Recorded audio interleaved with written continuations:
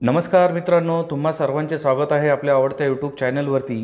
बांधवांनो, महाराष्ट्राच्या राजकारणातून सर्वात मोठी आणि महत्त्वाची बातमी समोर येत आहे.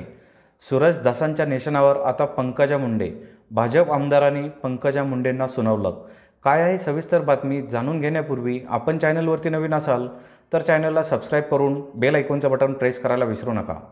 बांधवांनो, संतोष देशमुख हत्या प्रकरणानं सातत्याचा पाठपुरावा करणाऱ्या आणि आकाच्या आका म्हणत धनंजय मुंडेचा राजीनामा मागणाऱ्या सुरेश धसांच्या निशाणावर आता पंकजा मुंडे आल्याचं दिसतंय.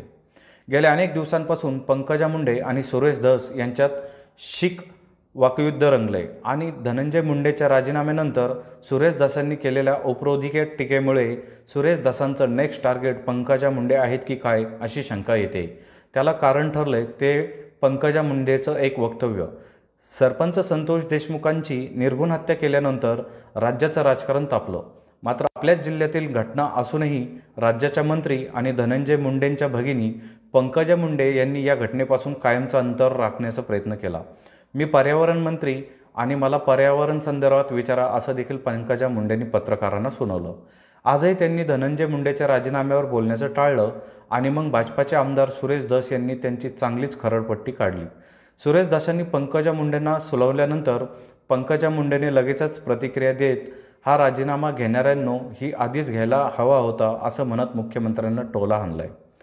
बीडच्या पालकमंत्रीपदापासून डावलल्यानंतर पंकजा मुंडे यांनी नाराजी व्यक्त केली होती, पण बीडमधल्या गुंडाराजबाबत आणि सरपंच हत्या प्रकरणात बोलण्यास त्यांनी कायम आडेवेडे घेतल्याचं दिसतंय.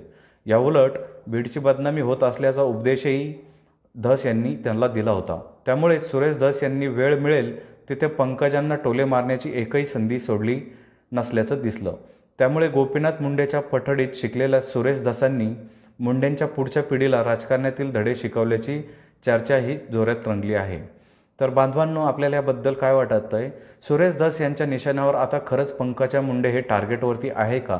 आपली प्रतिक्रिया आम्हाला कमेंट बॉक्सच्या माध्यमात नक्कीच कळवा आणि चॅनलला आणखीनही सबस्क्राईब केलं नसेल तर चॅनलला सबस्क्राईब करून बेल आयकॉनचं बटन प्रेस करायला विसरू नका, जेणेकरून असेच नवनवीन व्हिडिओ व चालू राजकीय घडामोडी सर्वप्रथम आपल्याला याच चॅनलवरती बघायला भेटतील. भेटूया पुढच्या व्हिडिओसह. तुर्तास धन्यवाद. जय महाराष्ट्र.